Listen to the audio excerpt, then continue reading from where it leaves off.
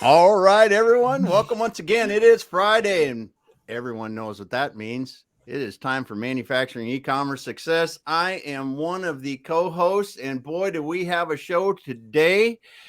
I guess I'm Damon Pasulka, if you didn't know. Sorry, I got so excited. I went right by that part of it, but my friend, brother, right over there, Kurt Anderson.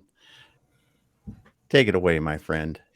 Dude, I don't even know if I can talk with like this crew on stage here. So Damon, we have a special co-host, and I'm glad. Yeah, dude, I'm just glad you're here today. That's all I have to say is I'm just glad you're here. Yes, I feel very honored and very blessed to have two amazing dear friends. We have a special co-host with us, Nicole Donnelly from DN Digital. Nicole, happy Friday, my friend. How are you? Happy Friday. It's a wonderful Friday. Friday before Memorial Day. It's going to be awesome. And we get to talk to Ira Bowman today, who is like, I can't wait to pick his brain about SEO and social and all the fun stuff. We've got a ton of packs. So guys, we have the one, the only. Damon, of course, a repeat offender, probably multiple times, but Ira Bowman from Bowman Digital Media. Ira, how are you today, my friend? I'm good, man. If you don't recognize the background, everybody, I am not in my digs. I'm not in my studio. I refer to this lovingly now. I don't mean any offense by this, but I refer to myself as a branding whore, right? Like a Bowman Digital Media logo everywhere all the time, right? Yeah. But I'm in a hotel room. I'm in Pensacola, Florida, which is ironic because I have a daughter that goes to PCC. Well, she's home in California watching the kids. So my wife and I are on this work vacation here from Pensacola, Florida. So apologize for the fan coming out of my head and all that stuff. But it's all good, man. Hey, we got a lot of people in the house already. Holy heck. We got Bob rolling Bob, in. happy Friday. Bob and I have shared a friend kiss, just so everybody knows. We have kissed each other before. It's been amazing. All right. Bob's a good kisser. Yes. Yeah. My wife was a little jealous, I think, actually. I'm just saying. We got Deo is here today. We got Christina Harrington is here today. We got, I can't pronounce your first name. Sam. We're just calling him Sam. Sam. There we go. Sam's here today. Thanks so much for being here. Well, this is going to be a treat because we're going to be talking about building a dynamic and engaging digital audience. And, you know, our friend Ira here has done a bit of that. Yeah. So a little bit of something. Let's talk about it. I think you have something like 200,000 plus followers on LinkedIn. You've got 150-ish thousand followers on Instagram. You got, I don't know how many on Twitter, and I'm missing a bunch of places. The one I'm excited about is my YouTube following. My YouTube following, I cracked 20,000 subscribers on YouTube, and I'm working hard on it. Yeah. That is, for anybody who knows, that is by far the hardest one to build on. So to get 20,000 people to volunteer to follow me and the goofy shenanigans that we do on video, I appreciate it. Yeah. So Ira, what I'd like to do is I just want to set the stage. It's hard to imagine anybody here, of course, on LinkedIn is not familiar with the one, the only Ira Bowman, but there might be some folks on other platforms that might be like maybe new, you're new to them, vice versa. So I want to go back in time, and then we've got, I know Damon, Nicole, you guys have a slew of questions. We're going to dig into like marketing tactic strategies for today, but I'd love to go back in time a little bit of like LinkedIn, not pre-LinkedIn, Ira, but I met you in June of 2020. Yeah. Now, I dropped your TED Talk into the chat box. Guys, I encourage you. I invite you. I implore you. I am begging you. Yes, Bob, Ira. It was a good kiss, too. And I am so jealous, Bob. And Val Weber, Val, happy Friday. We're here with Ira. So, Ira, I want to on your TED Talk, you guys, you have to watch it. It is absolutely fantastic. You talk about how your life changed in 2018. Yeah. Got rid of a scarcity mindset and really catapulted yourself. I met you June of 2020. I met you the day after a big event happened. Are you comfortable? Can you share what happened in June of 2020? Yeah. All of us were going through COVID. What was going on with Ira? Yeah, I could walk you guys through that story pretty fast, and it'll catch everybody up. So for 20 years, look, I have 8 kids. I didn't start out with 8 kids. I got married back in the year 2000 to my beautiful wife. And we started having babies because I can't keep my hands off her. So it is what it is. I needed to make money, but I didn't have a college degree. I was a senior at San Jose State there in San Jose, California, but I wanted to have a house. I didn't want my family to live in, an apartment or whatever. And no offense to people who do, it just wasn't my aspiration. So I started working, trying to make more money. My wife at the time made a lot more money than I did. I was making $12 an hour, I think, when we got married, just a full disclosure, as a customer rep. Anyhow, I got into sales. And so sales was pretty lucrative for me. And I did that for 2 decades.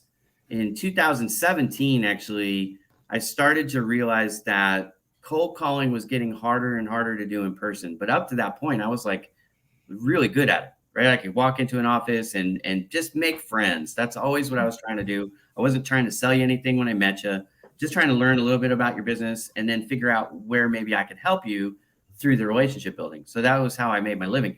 In 2017 and really in 2018, I put it in full throttle. I realized that if I could build my presence on LinkedIn, that would help me to meet people electronically, digitally, and start that relationship that I used to do in person.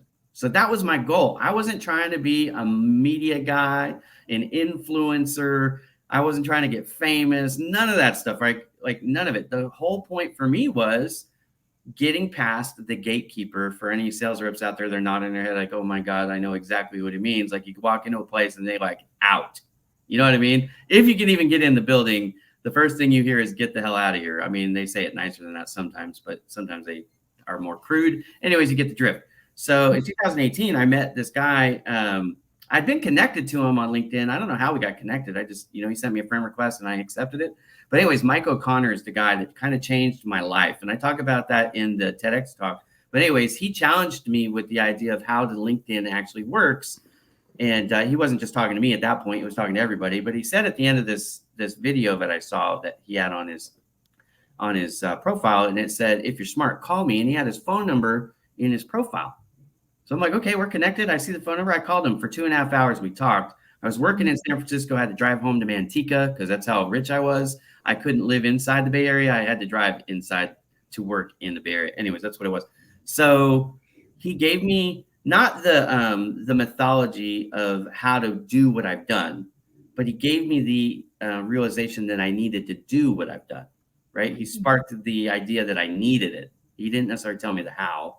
So Mike and I have worked together, pretty closely through the years, building these strategies and techniques up. But through that, I was able to then stop cold calling and make these relationships online. And actually, I was doing pretty well at sales up to 2020. Well, in 2020, as everybody knows, COVID hit hard the United States.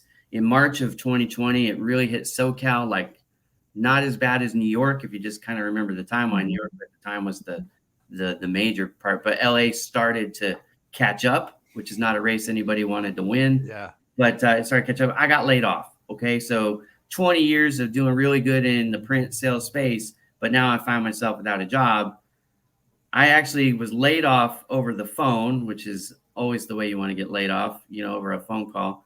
But I happened to be on a weekly call with my friend Joseph Stepke, who's Joe, the finance guy. Joe had asked me a couple months before if I would build him a website because I have some experience in web development. So I always told him, like, man, I can't. I'm still. I had only been at that job for 5 months. I had moved down from the Bay Area, that San Francisco job, down to LA so I could live 20 minutes from work instead of 2.5 hours, right? So anyways, 5 months into a job I thought I was going to retire at because it was the second time I had worked for that particular company. They laid me off. And so Joe goes, I mean, it's kind of the funniest thing ever, but it's a little insensitive, but it's funny. And when you get to know me, I joke a lot. So anyways, he goes, so you have some time to build my website? And I go, you sucker. Yes, I do. And then we worked out a price and, I built his website out. So, I started my business right away. Now it took a little while for everything to become official and get set up. But, that was how I switched over spots. So in June of 2020, I launched Bowman Digital Media. That's the little logo on my shirt here. But what I did, which is interesting, because at the time I had 150,000 followers on LinkedIn. I really didn't have much of a presence anywhere but LinkedIn at that point. Okay. So on LinkedIn, I had 150,000 followers. I think on Facebook, I had 1,500 friends.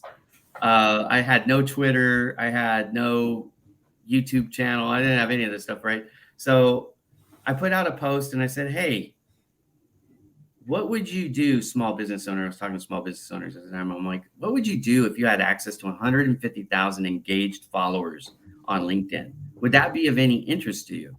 And I will tell you, my phone rang off the hook, because they're like, yeah, we don't have to build out this apparatus. You can be, they call it influencer marketing now. I didn't know that term at the time. I was just like, I'll make posts on your behalf, right? And then I'll get people to see it. We'll build your visibility, and you can, get sales leads that way. Organic sales leads is what we were trying to generate. And we were, we did it pretty well. And so that's how this whole crazy ride got started. Okay. Couple things I want to unpack is like, you call it again, guys, we're here with Ira Bowman. Thank you for joining us. Happy Friday. Bowman Digital Media, which started was a COVID baby, started in June of 2020. Yeah. And again, I dropped Ira. He just did his second TED Talk, but I put his TED Talk in the chat box. Ira, you call it it was your insurance policy. Yeah. So for folks, many of us, Nicole, in the digital space, we're like really encouraging, beating the drum to death. Like, hey, get on LinkedIn. I'm an employee. You're in the print business and using it. How brilliant. How can I get past the gatekeeper? And then you converted, now you parlayed your insurance policy into a thriving business. Yeah. Let me talk about that for just 1 second, because there are people out there that are in sales or marketing or whatever, and they're like, I don't necessarily need it. I have a job. Let me tell you some interesting facts. When you build up your LinkedIn profile when you don't need it, it really is an insurance policy. Yeah. But when you go out there to find the next job, when you're interviewing and everything else is equal, your education is equal, your experience is equal, I promise you they're looking at your LinkedIn profile. I do this as a business owner. If I got 3 candidates that are all pretty much the same, they're willing to work in the same, price, salary, all that stuff is going to be the same. I'm looking at their followings, because that's an audience is an asset. If you have 9,000 active followers, I'm not talking about people you buy. That's a waste of money. I'm talking about people that actually follow you because they're interested in what you're putting out. A company hires you. I was just talking to one of the largest financial institutions in the world, and we were talking about how they can be more successful. And I said, the number one issue I see with your company right now, you guys are putting out posts on your digital platforms and your employees are not engaging with that. That's a mistake. That's absolutely a mistake. Now imagine this. You got employees that have 5,000, 9,000, 25,000, 100,000 followers. How much farther does that message go when they're not hearing it from a cold corporation, but a person they know, like, and trust? Yes. So when you are on the unemployment line and you're trying to find your next job, this is something, it's a feather in your cap that you can use to elevate yourself above your competition. Many of you have never thought of that. Right now you're going, dang it, why didn't I think of that? It's okay. I didn't think of that either. That's just something I discovered along the way. So let me share that tip to you. But yeah, insurance policy it's huge. Who you know in life is absolutely as critical as what you know and your experience. Who you know opens doors. I was just talking to a guy on the phone as I was walking around. I'm getting a lot of steps in these days, right? So I was outside in the Florida sun, walking around, getting my 10,000 steps for the day. One of my good buddies called me, goes, hey, Ira, we've got these digital signs and we're selling this space for X amount, for the package. He's offering to let me in wholesale to sell that space. I would not have that opportunity, which is a money-making idea. I would not have that opportunity if I didn't know him really well, but I do. And so he called me and said, hey, I want you to participate in this. You be good at it. And, anyways, I wouldn't be on the show if I didn't know Damon. I wouldn't be on the show if I didn't know Kurt. You know what I mean? Like, it opens doors for you. I got my TEDx. I can't tell you how many rejections I got for TEDx. I put out the same story, application, rejected. I did my first TEDx talk in Wilmington, Delaware. I'm from Southern California, right? But I got the door open to do my first TEDx because I knew the person who organizes, he's in charge of the event. He put me on the slate because he knew it was a compelling story. He wasn't a fool and goes, you got hundreds of thousands of followers. I want those. Right. So anyways, it opens doors in a lot of ways. It will open up opportunities that you wouldn't hear about otherwise. Yeah. Well, we got a ton of comments here. Yeah, I just want to hit this for a minute. Your kissing partner dropped a funny comment. Yeah, you got another follower on YouTube. Hey, we Chris. got Duvall. We got Diane Byers here today. We got Dr. Libman. Bob talked about Mike O'Connor, someone I know well as well. And we got Mike. I talked Muhammad. about you already, brother. It was all good. Yeah. Yeah. We got Greg Mischio in here today. We got Ajamuda, I think. Sorry. Yeah, I'm bad with the names We got too. Fola and Bob here. Your network is your net worth. We understand that. Whitney stopped in today. Isaac, and then Whitney drops this bomb. I found my Jew job. Congratulations. Thank you, Congrats, Whitney. Thanks, Whitney. Congratulations. Glad to hear that. And Bob says, and I am a feather in your cap. Yes. Because his last name is Feathers.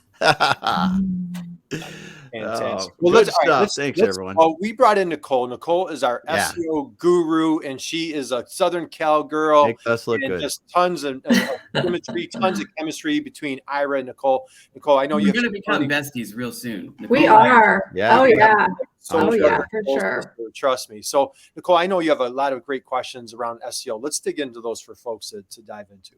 Oh, Ira, I am just dying to pick your brain over Google's new search generative SGE, their search generative experience that they just are beta testing right now. I think they just launched it a couple weeks ago, right? Yeah. And I think that's going to have, I'm like hearing there's like two sides of the fence on how this new integration with the SERP, for those who don't know, the SERP is the search engine experience. It's when you go to Google, you see a little search bar, you type in your keyword, and it's all of those results that come up. And I would love to hear what your thoughts are on how this is going to impact SEO and, visibility, especially for small businesses. There has been a huge change. So there's a lot to like get people up to speed on Google. Okay. So the number one thing you have to understand about Google is a search engine that's trying to help people find the answer or solution to whatever it is that they call it a query. Okay. So that search bar that we talk about, you put whatever you put in there, that Google calls that a query. So the idea is when you put something in, it wants to satisfy the end user's query right away, right? So how does Google decide what it shows first, what it shows second, and all the way down to page 1 million that no one's ever going to get to? In fact, in my latest TEDx talk, I give some stats. 75% of people never make it past page 1. 91% of people never make it past page 2. What does that mean? Let's say you're in the digital marketing space. Where can I go to find a digital marketing company? If Bowman Digital Media or any other company doesn't come up in that first page, 3/4 of the people will never see it. So it's really important. We're talking about huge. How huge? Glad you asked. 7 billion searches happen on Google every single day. That's 81 million searches every second. Okay. So you have a huge opportunity, far more than social media. And some people ask me, Ira, why did you guys switch your concentrated focus from social media over to Google? Well, the simple truth is it's because the volumes are much larger. There are 310 to 320 million active users every month on LinkedIn. And no offense to anybody, but 75% of those folks are outside the United States. So if you have a US-based business that serves only clients in the United States, you have a very small bucket of people that actually you can affect on LinkedIn on a monthly basis. Now, I'm not saying that's not a valuable bucket. That's still very valuable, right? I built my business on it. But looking at the volumes, we switched over to Google. Now, what I started to do, and I didn't have a background in this, so I call myself an algorithm nerd now. But 3 years ago, I would not have told you that. I'd be like, I don't even know what the word algorithm means. If you're like that and you don't know what the word algorithm means, and you want to learn more about this, you can go to my website, bowmandigitalmedia.com. Go to the blog. I actually wrote an article on it. So it kind of explains the basics of how algorithms work. But the bottom line is this. It's all done on math. So it's a rules-based system. So what Nicole's asking me is, what's changing inside the algorithm with this new experience? Well, it started back in August of 22. So last August, they came out with a major update. And what changed was really this, Nicole, and you're aware, I'm sure, but I'm going to tell the audience. All right. So they were looking mostly if your website worked properly as a minimum requirement, and there's some things in there we could get into, but we don't have time. But let's just assume those meta tags and site speed and all that stuff is no broken links and all that. That's your baseline. That's all good. Then the main thing they were looking at was how many outside websites are pointing back to your website. We call those backlinks. So you can have internal links, external links. You can have follow links or no follow links. At the time, that's all there was. Now they added 2 more categories to that. They created user-generated content, or UGC, and they created sponsored links, and those are your ads. All right, so now there's 4 types of links. That being said, up to August 22, the more links you had, the higher your chance was to be on the front page. But in 2022, because of what I said, remember, Google kind of got lost a little bit, in my opinion, on what they were trying to do. What they're trying to do is answer the question, satisfy the question, or whatever that information people are looking for.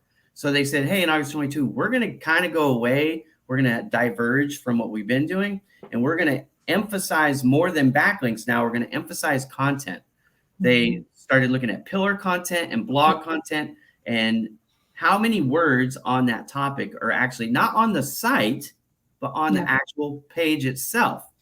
Because Google doesn't actually send you to a website. They send you to a web page. Now, some of you are like, what's the difference? Here's the difference. Bowman Digital Media is a website, but we got thousands of pages on our website.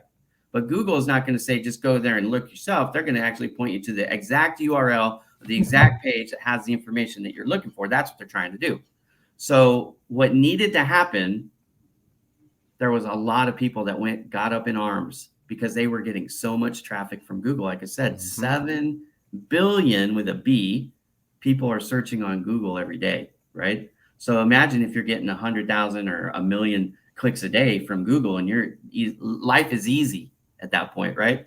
But now all of a sudden that fire hose stops to a trickle because you're no longer on the first page, because they changed the formula that they use to figure out how they rank. And we call that SERP. So it stands for Search Engine Result Page. That's what the P stands for. I like place or position better, but it actually officially stands for page. So where you are on the search page matters because, again, consumer behavior.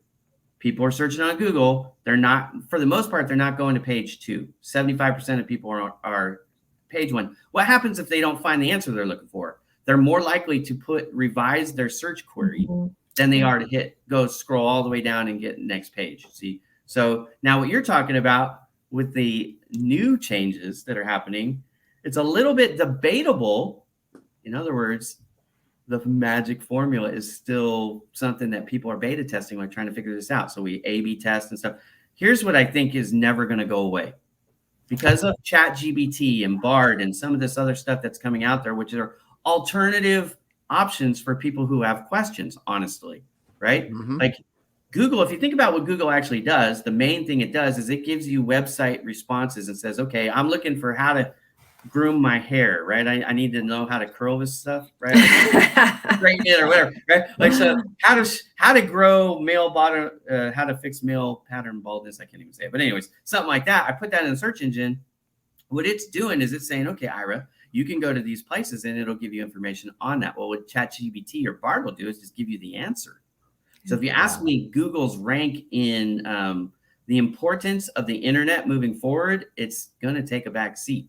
So, all this stuff that I tell you is for today, because tomorrow something might change and then you have to adjust your strategy. This is a dynamic strategy that is always being reevaluated and adjusted based on what's happening with Google. But I study it pretty much every day. I'm doing things to test it out and see. You can go to Google Development as well as website. It's a great resource. It's stuff that they put out, and you can find and you can read it from a business owner's perspective, or someone who's got a little bit of technical skill, or for the nerds like me who want to fully immerse yourself in 3,000 pages like Google puts out. But they don't put out the secret sauce.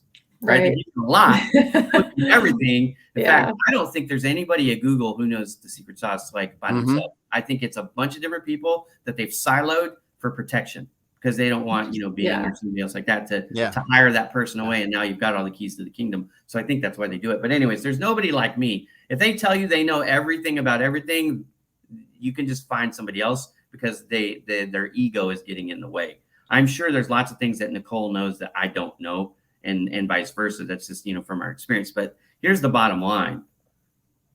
The key to this right now, there's 2 magic bullets. If you have a website and you want to improve your website, what I will tell you is focus on written content. You need to increase the word counts on your pages. You need pillar pages, about 6 per website would be fine, but have at least 4. And you want to designate those. Sometimes some plugins will call it cornerstone content, pillar content. It's the same thing, just a different name. So nomenclature sometimes messes you up. But designate your pillar pages. And then the other thing is 80% of folks who use the internet, whether it's on their phone or their desktop, they're going to end up on a video somewhere.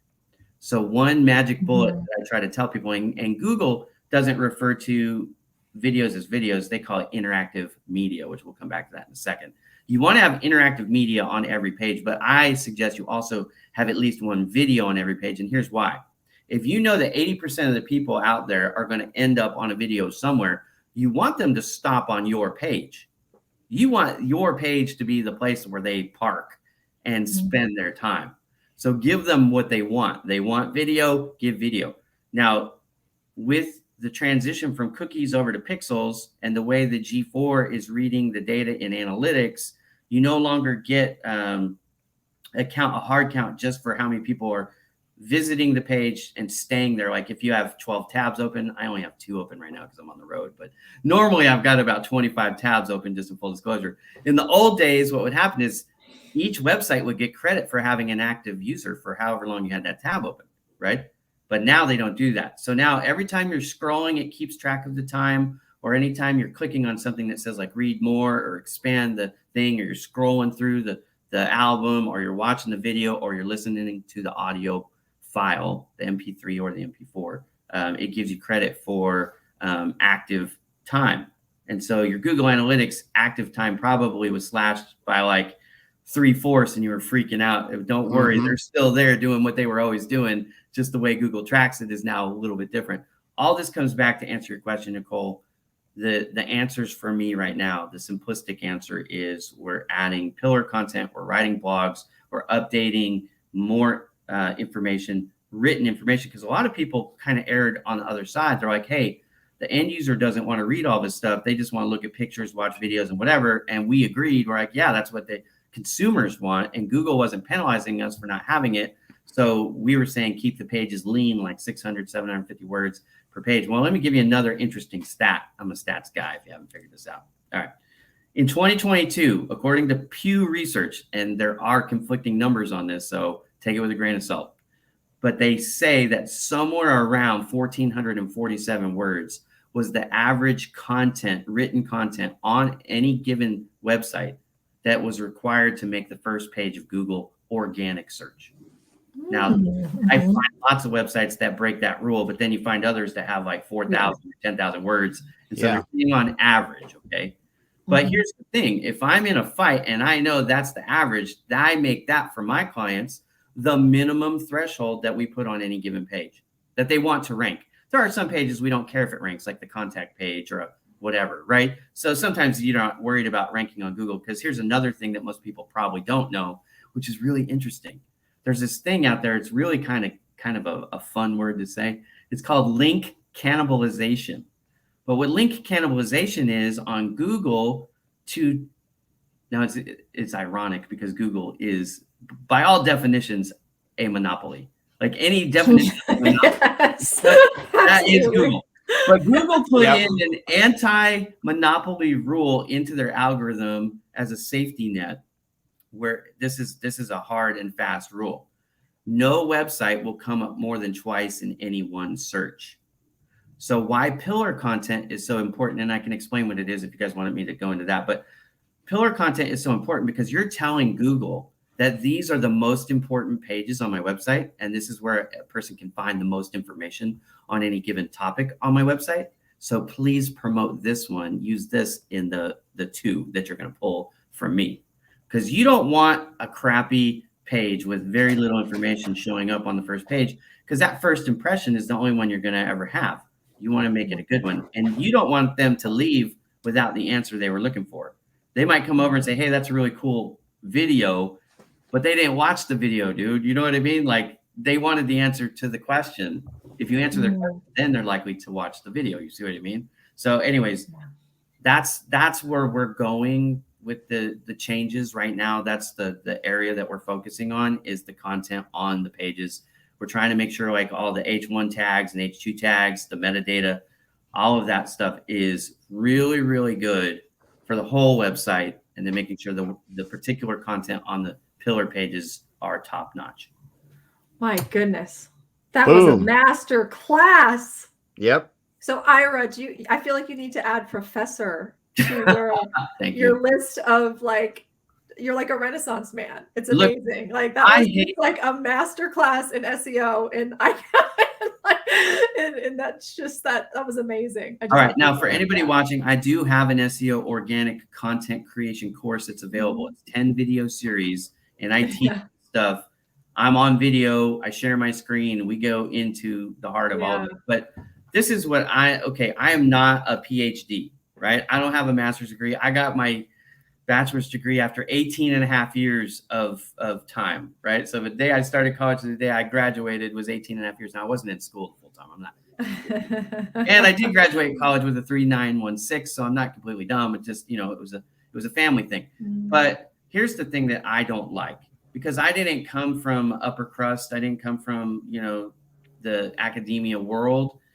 Sometimes when you go and talk to people about what they do, or you're trying to learn what they do, they speak in ways that are so over your head, it doesn't help anybody. So I'm not trying to talk down to anybody. I just try to put it in a way that most people can hopefully understand, because I want you to take some actionable tips today, some advice today, and improve how you do things. Right. Well, so we can get into how I built my LinkedIn, or how I built my Instagram, or how I'm building up my YouTube. We can talk about any of that stuff that you want. Why I spend all my time on Google.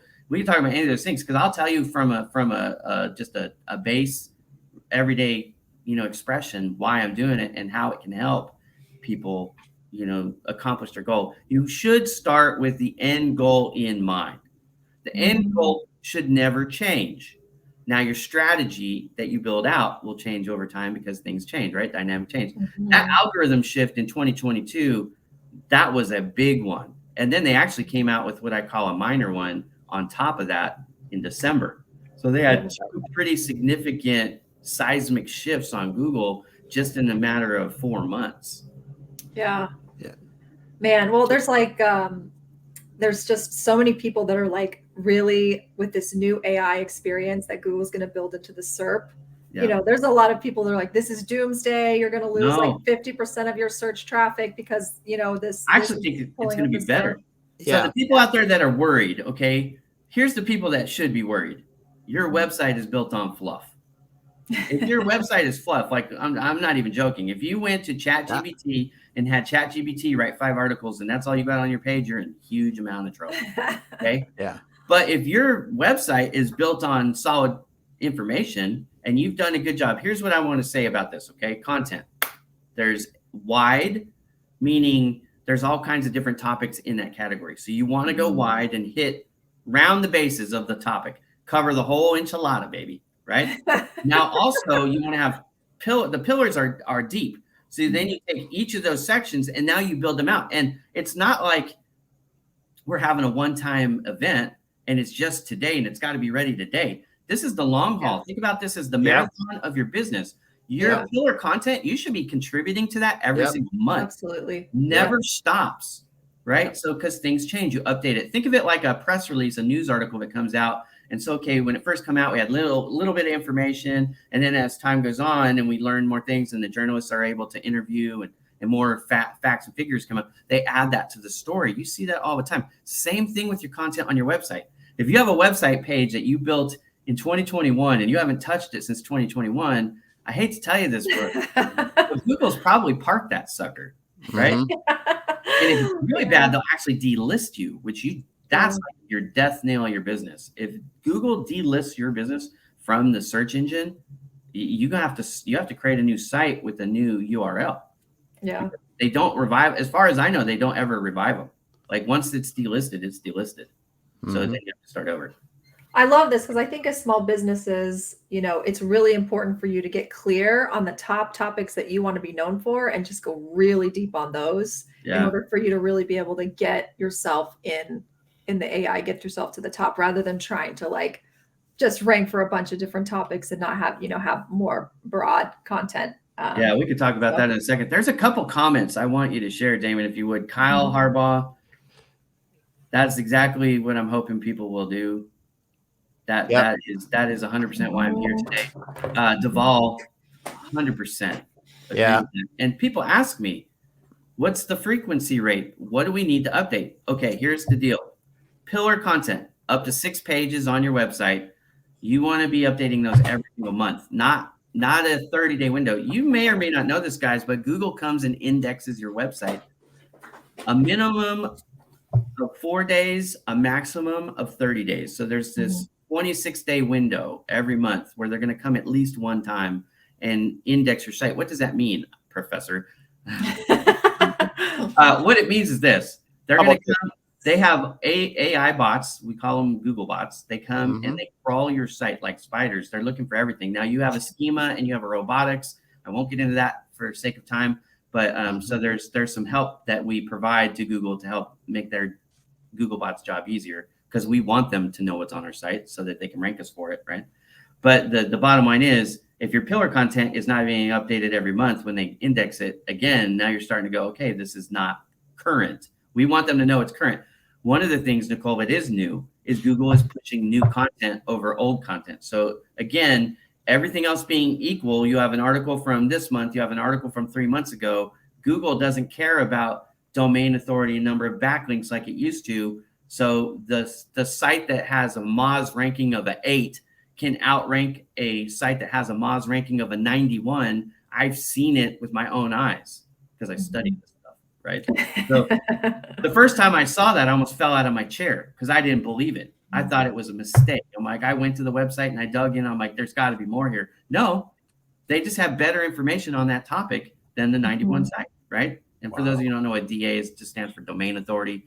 Google doesn't actually have a domain authority like Moz and SEMrush do. However, those are still good tools to kind of understand, get it. It's like a quick barometer on how you're doing compared to your competition. But anyways, for updating your site, pillars content every month. So if you got 6 pages that need to be updated every month. You can break that down however you need to. Your blogs need to be updated too. Not as often, but they need to be updated. I recommend at least every 6 months on the blogs. So every page, every blog page, every blog. If you want, okay, Damon, I know this hurts. But listen, the ones that you want to rank are the ones you update. Okay. If you have old blogs that you're like, you know what, I really don't need this to rank anymore, just make sure you go and update those so they point to your pillar content. Really, every page that you add, every new page on your website should point to one of those 6 pillar pages. Everything funnels to your pillar, not your homepage, unless your homepage is also a pillar, which it can be, but it doesn't have to be. Every pillar page, every other page that you add, every single blog that you write, every new product or service page that you put out, every page should point back to a pillar. And then when you're putting out blogs or content or press releases out into the world that are going to be hosted on other sites, you also point those to your pillar pages. Everything points to pillar. So think of pillar as your foundation pages. Those are the ones that you care about the most. All right, Ira. All right. First off, let's just take a time out right here, Damon. Right? Was like, all right, bam, mind blown, right? Like this wasn't even like mic drop. This was like mind blown moment. So I don't know if we caught all the comments, but Christina's saying, ooh, I'm getting a lot of actionable steps with Kyle again. That's my goal. Guys, thank you. All. It looks like your routine job is to update content. Hey, your kissing partner had to sneak out, so Yeah, Bob had to leave. That's fine. and I'll kiss let's him later. and I'm just I'm just saying that out of jealousy, Ira. My wife just said nice, so there you go. Yeah. She's over there, just full disclosure. So let's all right. How we need to define the schema for pages, is it still in the rules? Do you want to Yeah. hit that question? Yeah, so okay, I wasn't going to touch schema because it is this is probably one of the most technical things that we're going to talk about today. So I'm just going to lay it out like this. Imagine your family tree, the diagram. And that's what the schema really is. It's kind of a roadmap for Google, every page where it goes and how it all fits together. Yes, you have to have it. If you don't have it, you get dinged for not having it. Remember when I was talking about earlier, everything's in working order as a minimum threshold? Believe me, schema is the first thing on that list. Like, if you don't have a schema, drop everything, call me, and we'll create it for you, because you're not going to be able to do it yourself probably. Right. You need somebody who knows what they're doing to do it. But yes, you absolutely have to have it. So Ira, on that note, I dropped your website you mentioned your blog a while back. And so I dropped your blog into the comments. So again, guys, if you're just joining us, if you came in after the hour, Ira Bowman, Bowman Digital Media, this is just a pure masterclass. Yes. Invite you, if you caught this later, go back. Let me help you guys too. If you go to Bowman Digital Media /SEO, or actually, I'm sorry, it's search engine optimization, I think, but maybe somebody can grab that for us and put it in the comments. I'll drop it. Here's why I want to say that. So Deanne was asking, where can I find the master class, which is, it's on that page. You can buy the course there. But I'm a free guy. I love giving away things for free. Okay. The bottom half of that page is pillar content. Do you know what that means, guys? Everything I'm telling you and a lot more is on that page, and you can read it for free. I'll teach you for free SEO just on my page. Because I want that to come up on Google. Hey, yeah. We've got a lot of questions coming in. Man, yeah, we do. This is the chat box, guys. Keep them coming. Yep, hey, Greg, happy Friday. Our dear friend Greg Mishu in Madison, Wisconsin. Could you talk a little bit about search intent? Yeah, dropping that link in the chat box. Search intent is relatively new. I love it. I'm not worried about it at all. I don't think that you have to change your strategy as a content creator if you're doing what we've been talking about on the show. Right? If you're still building backlinks, look, I want to throw out a warning here as a PSA for everybody and save you some money. You're not going to waste money. Okay. You're going to get bombarded by emails. They're usually from somebody offshore, and it's going to say something to the effect of, we'll build backlinks and help you rank #1 on Google for $99 a month or $199 a month. Let me just tell you that all of those are basically based on the old formula. And they did used to work. Yes, they did. I'm not trying to say that people are doing things that don't work. They just don't work anymore. So save your money.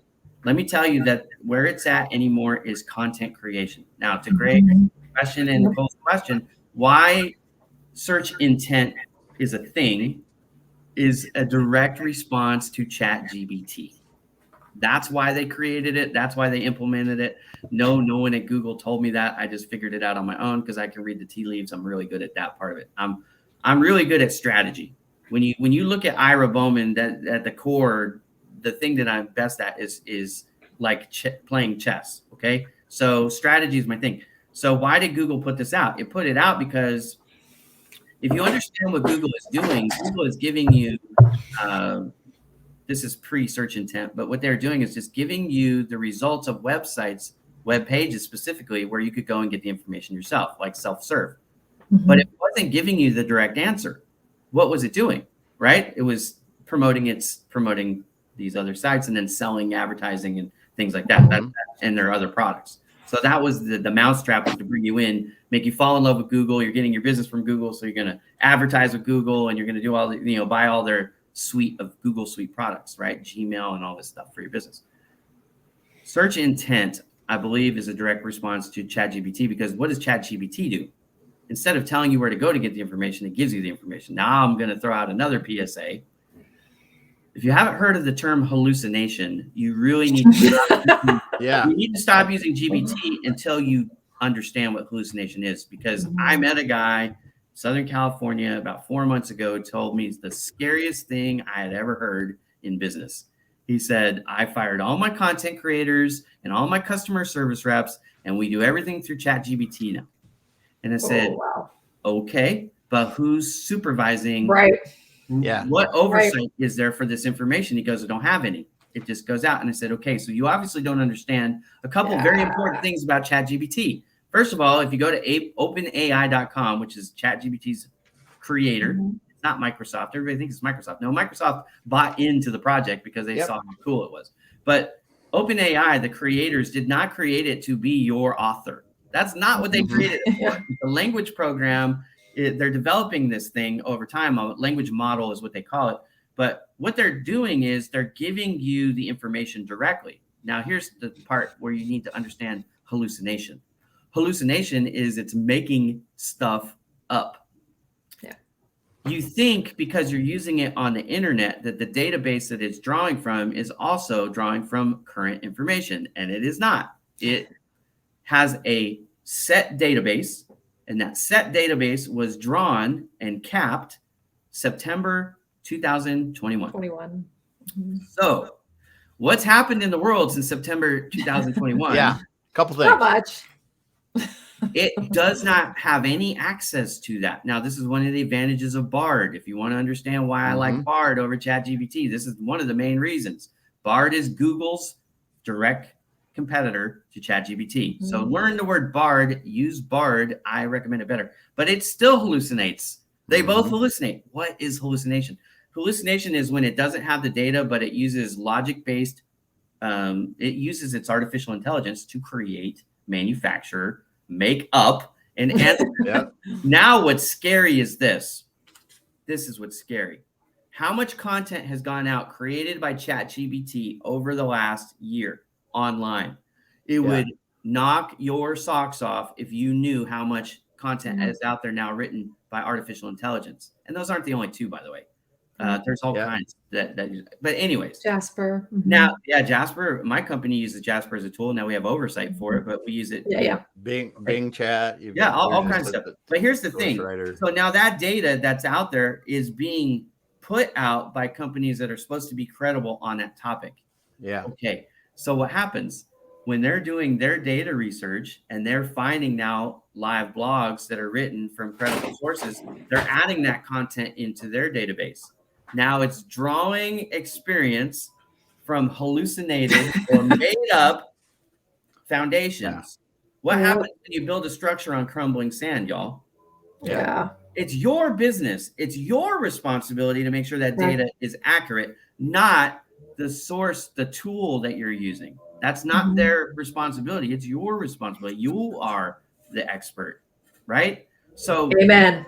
Use the tool, but understand the limitations of the tool and the risks that are associated with using the tool. Oh my gosh. Like I said, it was the scariest thing I'd ever heard in running Bowman Digital Media, because he's talking about all communications for his company, not just what's on his website, but what they're responding to clients and emails, all of it. That just makes me want to throw up in my mouth a little. Now, let me tell you, you don't have to take my word for it. Go to openai.com. Just read what they write about hallucination on their own website. I'm not slandering them in any way. I'm doing a public service announcement because most people don't read. That's the problem, right? The humans, why do I want videos on your websites? I want videos because that's what people are going to consume. Google is going to consume your written content to know what to recommend you for, but the people, for the most part, are going to watch. They're going to look at the graphic and they're going to watch the video. Technology. It's a wonderful servant, but a terrible master, right? So search intent is designed to help you figure out what it's supposed to do. Just answer the question directly. What it's supposed to do is help understand what you're really looking for. You might have phrased it improperly or whatever, and it's saying people also searched for, and now there's this new section on the site. And the Google AI, the reason why it doesn't bother me, and I think it's actually going to be helpful for everybody who's writing real content, not fluff, but substance, because again, what it's trying to do is not compete with Bing, not compete with Yahoo. They're still around, believe it or not compete with DuckDuckGo. Let me give you an interesting fact in my second TED Talk that hasn't released yet. if you look at how many people use for search engines across the globe, right? Search engines. I'm not talking about databases on other sites. I'm talking about actual search engines that's their business search engine. Okay. Google gets 92 to 94% of desktop search. They get 96% or so of mobile. The other competitor, the closest competitor, remember I said they're the biggest monopoly ever? This is what I mean. Yeah. Bing is their number one competitor in the search engine space. They get just over 1% of the daily search volume.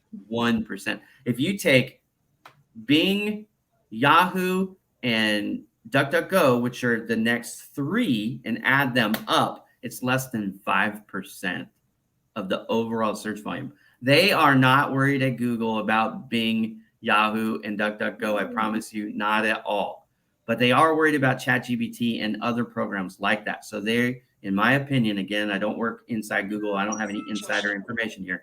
But from a logic-based standpoint, from a businessman's perspective and trying to figure out these puzzles, what I'm thinking is they're positioning themselves in a way to compete better with language programs, these other systems that are coming, because we haven't even seen the cool stuff yet. Yeah. Let me tell you, there's much more coming out. In fact, things like indexing video content and stuff like that that's coming. It doesn't exist yet, but that stuff will come, and that will change the game on Google a lot too. Because once a lot of people don't know about SEO, search engine optimization, and how it works, they think if they put out 100 videos on a topic and they've got it covered from soup to nuts, that they're good, and they're not, because Google doesn't recognize what's inside any of those videos. It only knows what you have in the meta descriptions, the wrapper that goes around the video. That's all they're indexing. So if you right now want another strategy for content, go and take Otter AI or something like it, transcribe your videos, and then add those as blogs on that same page. Now you've got all that content that Google can index. But one day soon, YouTube is going to Google is going to actually index video content, and that will change the game dramatically. Yes. Because the people that have been making good videos all along that didn't know how to, necessarily how to put the meta stuff together right. If they can start tagging the videos, they're going to find the good content. Look, if you're looking for help, right? If you're looking for help and you have content creators and they do a good job, but some of this technical stuff is where you're weak, source it. Don't try and figure it out yourself, because I promise you, this is a full-time job. Just understanding and keeping up with Google is a full-time job. But that help can be the difference from being on page 7 and being on page 1. Just doing some simple tweaks to your standard operating procedure with how you're loading your content on your site can make all the difference. Amen. Boom. I'm like on the screen now. I like your SEO expertise and acumen, and you and I've worked on several projects together, and and I think many people probably perceive you as the social guy, LinkedIn influencer. And what I love what you've just done and what you've described is you just really, this was a masterclass on how to learn, how to grow, how to make yourself more competitive. Were you an SEO expert 3 years ago? No, I didn't even know what SEO was. Honestly, this is what I've been studying for the last few years. Right. Because I needed to. Now, my first SEO lesson started with Project Help You Grow in 2018. Because if those of you who aren't familiar with Project Help You Grow, just look it up. I don't have time to explain it, but I launched a philanthropy in 2018 to help people find jobs. It's one of the ways that I built my LinkedIn visibility, right? I was helping people where they were in need in finding a job. I'm really good at that. I created a website with the help of some friends, but then I needed it to rank on Google, and I didn't have any money to spend on advertising. So I started researching SEO a little bit back then, but I really got knuckles deep into it in 2021 because you can take a business so far with social media, but you really can't take it to the top of the mountain without Google. You need Google's help. So I was like, what can I do? Not for my clients. This was not something that was really all I concerned about for my clients. It was more for my own business. How can I increase my own visibility and gain traction on Google for Bowman Digital Media? So that's where I started reading, taking courses, attending seminars, and all this stuff. Like I love to learn anyways, if you haven't figured that out. But It's clear. It's yeah. very clear. Yeah. Man. Good stuff. Well, once Good again, stuff. man, we're lots of love in the chat box here. Yep. And Thanks, everybody. I people are appreciate it. thanking you guys. So again, guys, we're gonna start winding down. So Nicole, parting thoughts, kind of recap what was Oh man, I think the things for people to take away for folks that are kind of just getting started or wondering where they should focus now that there's so much disruption happening with AI is I love what Ira says about make sure your website has pillar content. Make sure you've got that pillar content, that 4 to 6 pillars. Make sure you're updating it regularly so that you're staying top of mind. So that's what really stands out to me, like for people who are just kind of getting started, is just really to focus on that time.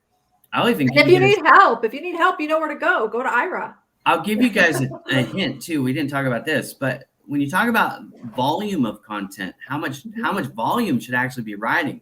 I recommend you do at least 4,000 words every month. At least 4,000 words every month.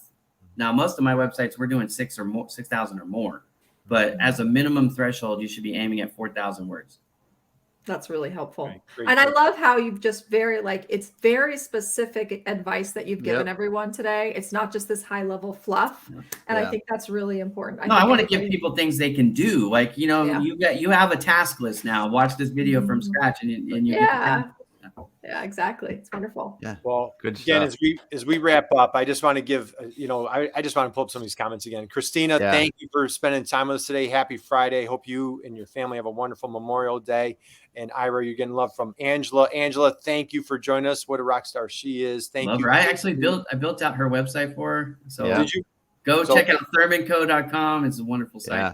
So, hey, go right back there to Angela. Here's her comment again. Great actionable advice.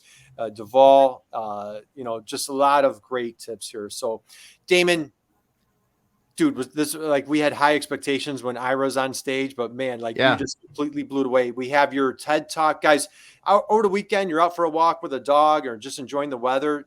Pop on Ira's. Go back TED and listen Talk. to this. It is absolutely fantastic. Start from the beginning. Go back and listen to this discussion. This was just a true masterclass. Ira, parting thoughts, any words of wisdom that you want to leave us with? Yeah, this is the thing. SEO is never done. Just remember what I said about the volumes on Google. It takes, this stat blew my mind when I did the research. 1 month of Google's traffic is the equivalent of 58 years of traffic on LinkedIn. Why did I switch from LinkedIn over to Google as my primary focus? It's because of the volume. There's so many more eyeballs on Google every single second of the day than there is on LinkedIn. And most of the stuff on LinkedIn, again, it's not in your geo fence. So, even that doesn't take into it, that disparity is not. So just understand this about SEO. It's not a one-time deal. Like I get some people, they'll come to me, they're like, hey, we got $20,000 that we want to invest in SEO. Like they're thinking like, okay, fix our SEO. And we'll be done. And I'm like, no, what I want you to do is cut that up into a monthly budget. And we're going to do a little bit every month. Sorry, there's a vacuum right outside my door, but we're going to do this every month. Whether you're paying somebody to do it or you're doing it yourself, or probably what's the best is to have a little of both, right? Yep. You got some internal people working and some external sourced labor helping you out, but never stop. Because the algorithm changes every month. And also, like I said, they're pushing relevant content, new content first. So all things being equal, you need to keep, every time you update one of those blogs or you update that pillar content, it considers that new content. Mm-hmm. So you've just refreshed the created date, if you will.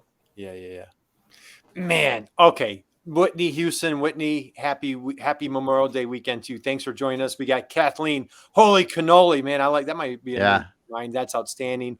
Casey again drops a line here. So, all right, guys, we're gonna wind down. We have Ira's TED Talk in the chat. We have Ira's don't need to look far to find Ira's LinkedIn profile.